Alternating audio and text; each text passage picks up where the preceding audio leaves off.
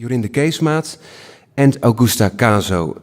They're currently doing a project called Odysseus Women, Anaïs Nin, and the premiere is next Saturday in National Sawdust, Brooklyn.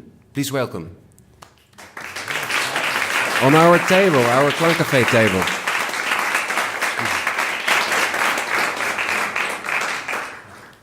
Hi both. Hello. Hello.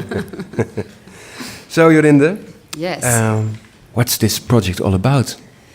Well, as you said, it's a very special project for, it's a double bill actually by Louis Andriessen, and the first one is Odysseus Women, and the second one is Anaïs Nin. And I have combined the two pieces because I've been asked by the Center for Contemporary Opera to do Odysseus Women. That is a piece for 4 voices, female voices and synthesizer.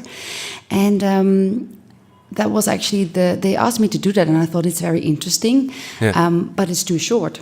So we needed another piece. So I went to Louis Andriessen at his home, and I said, well, we like to do this piece, but what can I do with it?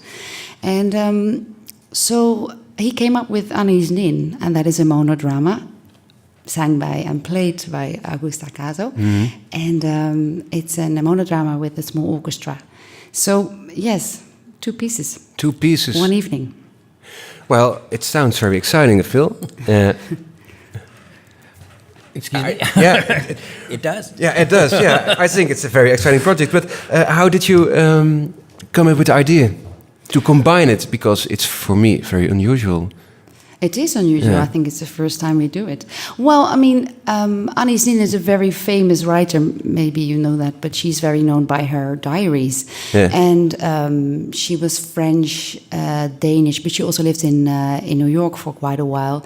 And she's very, I mean, her diaries were very, very honest. I mean, it was about desire. It was about man.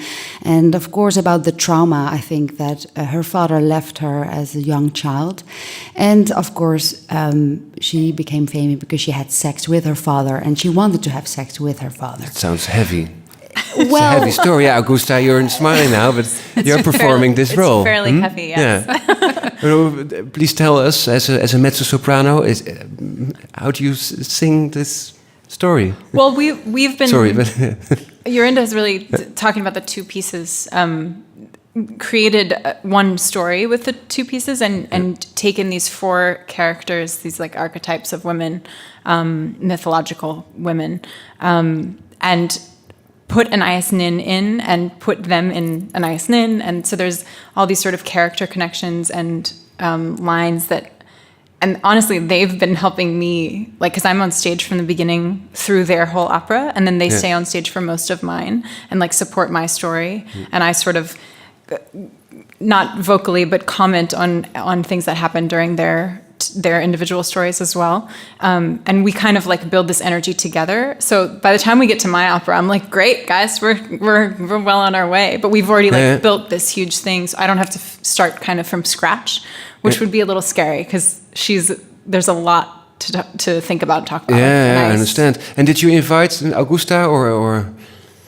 She auditioned for us. Ah. Yes. So it was a big... it was a tough audition. Why I Augusta? I was very intrigued by her when she entered the room, and I asked her back, and because there was also a lot of talking. I added, text from the diaries. Yeah. So it was also for me very important that she could act. And and that is, she's doing very, very well with that. So I asked her back to speak and to act for us. But I can imagine if you're doing such a intensive role, do you dream about this project? I've been like living Do you and sleep dreaming well, her. I've been as soon as I took the audition, because I'd never heard of Anaïs Nin, which horrifies me now, because I relate to her in a lot of ways. But I swear I went home and like just started looking things up. I was like ordering books, and so I've been reading about her for like 6 months, and I feel like I'm in pretty deep. So. Yeah. And do you sleep well with this production and with all the stories and I think so.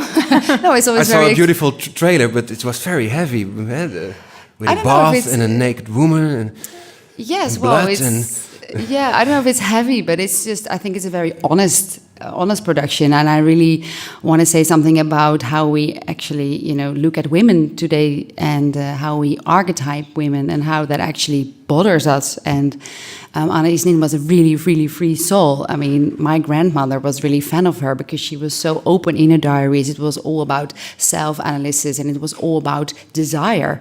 And she was very, very restless, and she went on and on. She was also the lover of Henry Miller. So, I mean, there was, a big story for us, and I think it is really relates to the women today. And as we also combined the Odysseus Women, Odysseus had, it took him 12 years to get home, or 20 years to get home, and he had all these women along the way to get home. And there was there was Calypso, like the mother type, the sirens, and all this. So they're very much archetypes. What do you have with the compositions of Louis Andriessen and the project? Because you're very involved now with story, etc. But why Louis? Well, I think Jim Schaefer of the Contemporary Opera, Center for Contemporary Opera, was very intrigued by that. And he said, he saw Odysseus Women here in New York, but it was a dance piece at that time. Yeah. And he was very intrigued by that. And but I think it's amazing music. I mean, they're really completely different. So very different. So that is very interesting. And, it's just really great to work with a contemporary composer. And we've got him on tape. I know we have him on tape. Yeah, maybe nice to listen to an excerpt of the connection between Louis and New York. Yes.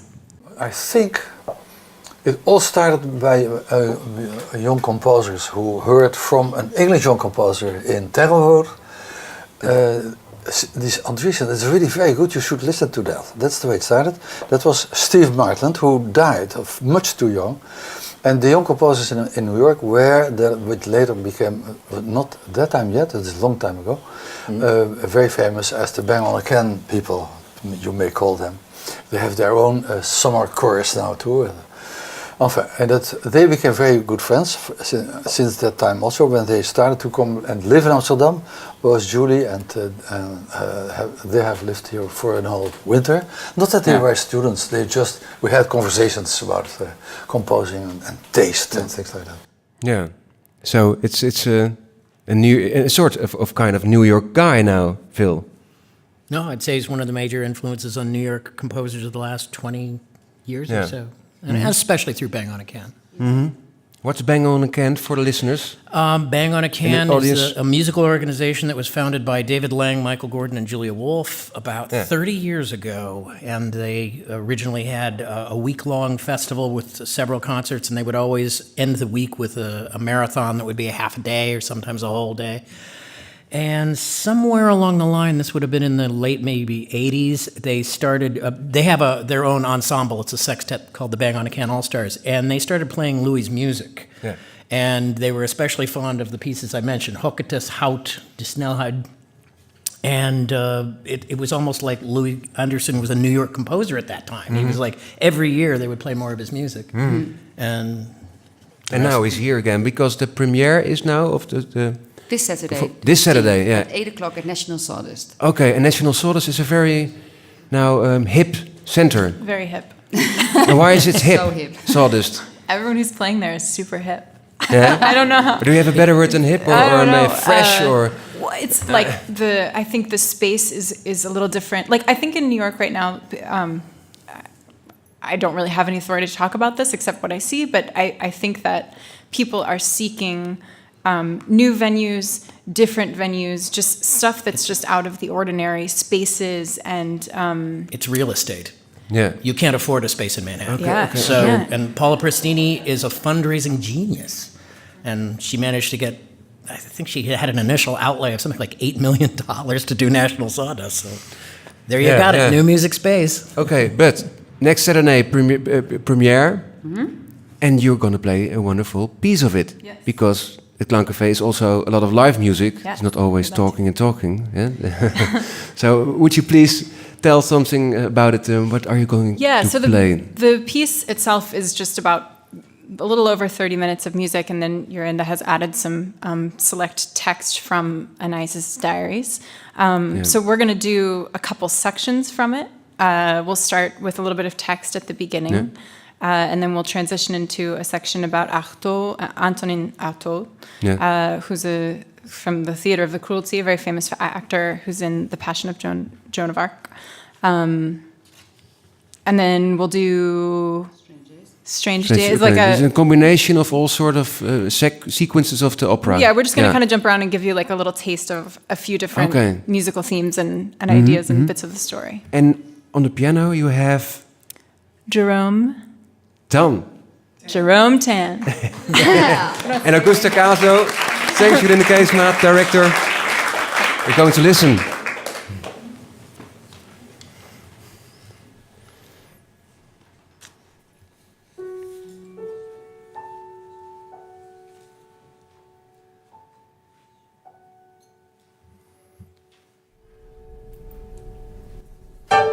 Even when I possess all, love, devotion, Henry, Artaud, I still feel myself possessed by a great demon of restlessness.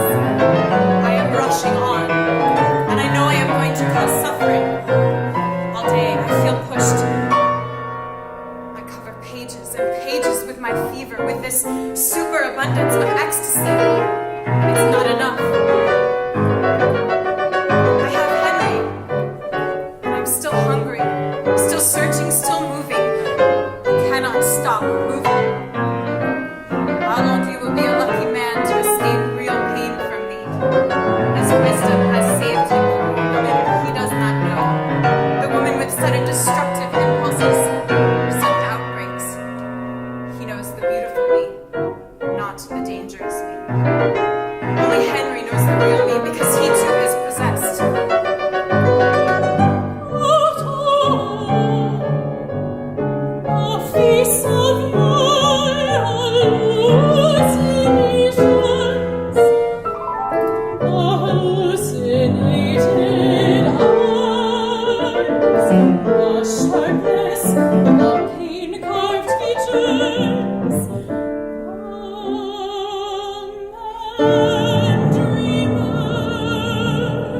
Innocent and diabolical frailness.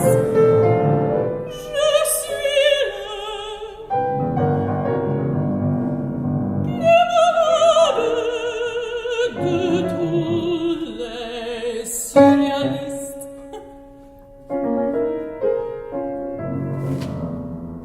I was haunted by Artaud, by mythical, at the Viking. I was trembling and then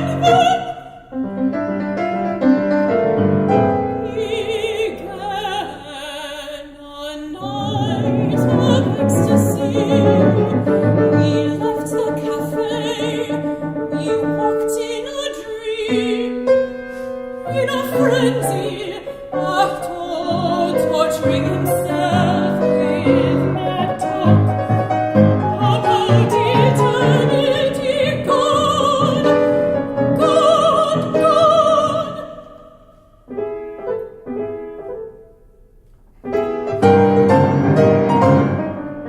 We kissed violently and ecstasy. He said, mon amour, mon grand amour, entre nous il prit l'amour.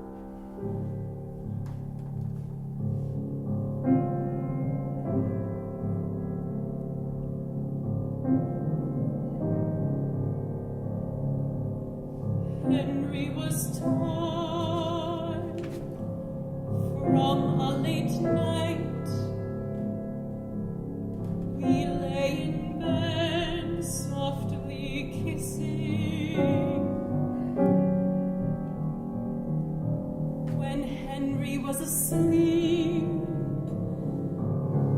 I felt a dark, dark loneliness.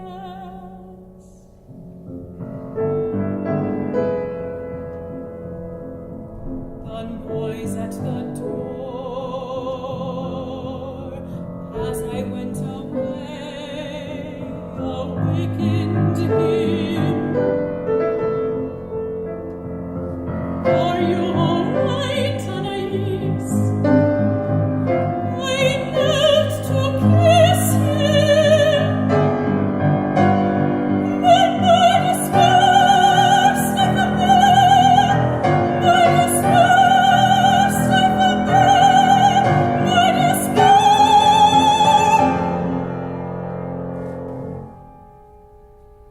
I bowed my head. I'm lonely, Henry.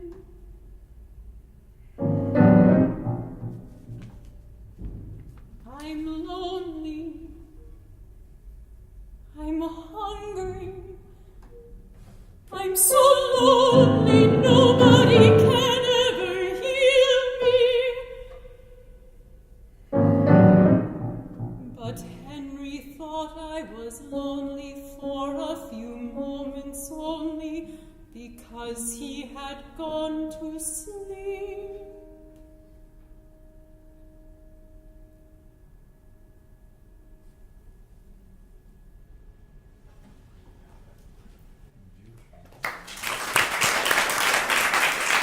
Wow.